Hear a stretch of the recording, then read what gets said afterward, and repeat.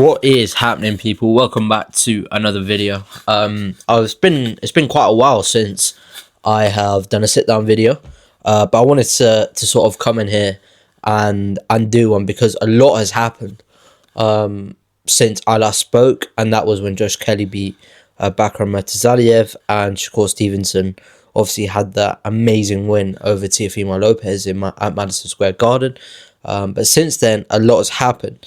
And the first sort of news story I want to talk about is Opetaia and Brandon Glanton, because they will be fighting to crown the first Zuffa boxing champion in the Cruiserweight division.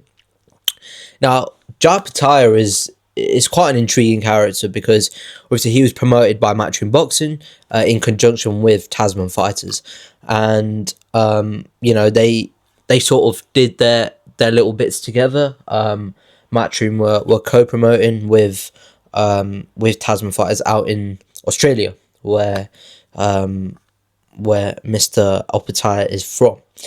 Now, I guess the reason why obviously his relationship didn't continue with Matchroom is because I think it ultimately came down to a broadcaster sort of issue, because Matchroom are exclusive to DAZN, and in a couple of interviews that Eddie Hearn has done, he sort of mentioned that DAZN weren't interested in sort of promoting Opetaia. I guess it's nothing to do with Opetaia, but I guess it's to do with the sort of commercial appeal of Jai. Now, since then, he's moved to Zuffa Boxing and has linked up with one second. Yeah. So since then he's moved to Zuffa Boxing and has linked up with Dana White. And there was obviously a lot of talk about why that could supposedly be a bad deal for Opetaia. Dana White has repeatedly said that he's unwilling to work with the other sanctioning bodies, the IBF, the WBO, the WBA, and there's been a lot of scrutiny towards those organisations recently. I mean, Shakur Stevenson is a great example of that. I think one of his titles got stripped off because due to Stevenson not being willing to pay the sanctioning fees, which is rumoured to be in the region of $100,000, and I don't even think that they were involved in making the fight. So I guess quite rightly, in terms of a fighter's perspective, why should you have to pay to be a champion? I mean, that's like saying someone's been given a Premier League winners medal, would they have to pay for that medal? It doesn't make sense. So now Opetaia has moved, and he has a big opportunity to become the Zuffa Boxing Cruiserweight Championship, because his opponent is Brandon Glanton, who's 21, 3 defeats, 18 coming by way of knockout, and this, interestingly, is his first major title fight. He sort of won against Marcus Brown in a sort of big event, a crowning moment for African boxing, because that was when Amir Khan went over there, I think in association with Legacy Rise Promotions, I believe. So Amir Khan put on that event, and Brandon Glanton got that good victory over Marcus Brown. Sort of the fight before that, he did lose against Chris Smith, but Chris Smith is a skillful operator. But I think I was just watching the highlights back for that round, and he has he's got a lot of heart, does Brandon Glanton, and he gave Chris Smith a good run for his money. He really did, and sort of pushed him all the way to the end. But in terms of, I guess, opposition, if he's not beating the likes of Chris Smith, I believe Opetaia is maybe a level above CBS. And I'm a big fan of Chris Smith, by the way. I think the way he conducts himself is really good. But that aside, I do think Opetaia is just that one step higher. He's a crowd favourite, and he's a big favourite. It'd be the bookies' favourite to become the inaugural Zuffa Boxing Cruiserweight champion. Now, with regards to Brandon Glanton, he's never been stopped, and 3 of his defeats have gone the distance. Jai is undefeated at 29-0 with 23 knockouts.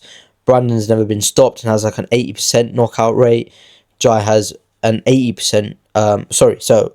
Glanton has an 86% knockout rate approximately, and Jai has approximately an 80% knockout rate. So it'll be an interesting way, and based on that, it'd be unsurprising if that fight went the distance. But I do expect Opetaia to come through. Now moving on, it's a big sort of crescendo of boxing this month, and in the coming months you've got Rolly Romero against Ryan Garcia. You've got Josh Lee Wood against Josh Warrington. I think that fight a little bit is going under the radar, but I mean, if you've seen Matchroom's promo of that fight, it was really good, and I think that'll be it'd be a cracking atmosphere in Nottingham, and hopefully I'm able to go and cover the fight. But you've got that. Just this weekend as well, you had a fight being you've got a fight. There was supposed to be a Black Flash Promotions fight this weekend, but that has unfortunately been postponed due to fighters pulling out. It's a big theme actually that I've obviously come to experience in boxing, is that nothing is ever certain. I mean, nothing is ever certain anyway, but in boxing that rings true. The amount of fights that have just been cancelled on fight week, the day before fight week, even the day of, fighters being ill, pulling out, injury, just not turning, like it's a crazy sport. And so yeah, it's unfortunate that another fight card has to be postponed. But anyway, moving on, you've got Ryan Garcia against Mario Barrios in February. And then you also have the small matter of Chisora Wilder. That's in April. But before that, you have Moses Tam against Jermaine Franklin. You have there's been a fight announced in Belfast. I think it's Anton Kokache. He's fighting as well.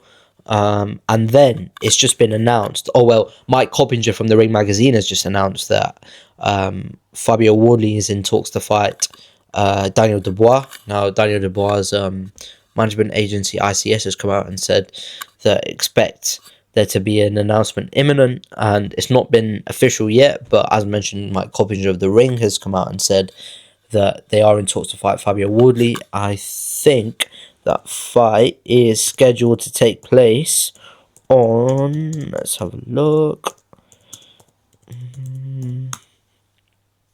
on May 9th in Manchester. I mean, if that's in Manchester, selfishly, that would be really good, because it's quite easy to get to from where I am. But that's a menacing fight, that is. It's a great fight. I mean, look, Fabio Wardley's story is one that's, I don't think will ever be repeated, or there's a small chance of it being repeated.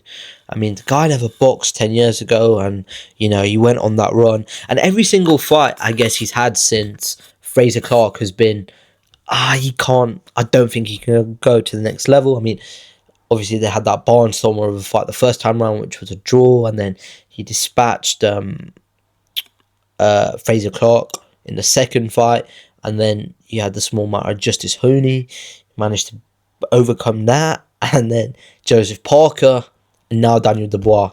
What a run and what a story, and Fabio Wardley is deserving of that. I think it goes to show as well that, if you believe in yourself and you put in the work, you can achieve anything, and he embodies that sort of statement. So big fan of Mr. Fabio Wardley. But Daniel Dubois, he's coming off wins against AJ.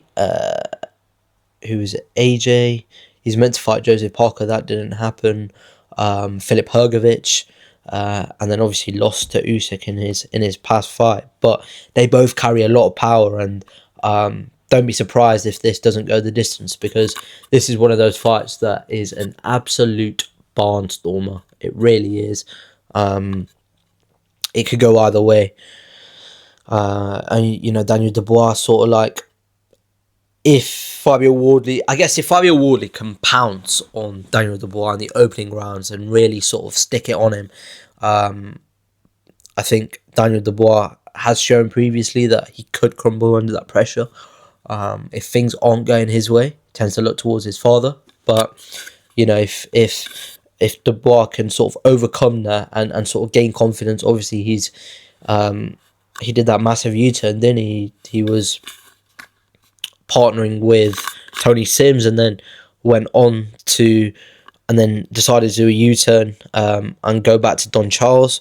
But if Dubois can sort of get through those earlier rounds unscathed and with a bit of confidence, then Fabio Wardley's in a bit of trouble. But if there's anything I've learned, I'm not very good at making predictions, but B, you can never write off Fabio Wardley. The man just keeps coming, keeps fighting, and keeps believing in himself. And he's a great representative of boxing. But a lot of things to come to look forward to. There's probably a couple of things that I've missed, but I'll address them when I look back at this video.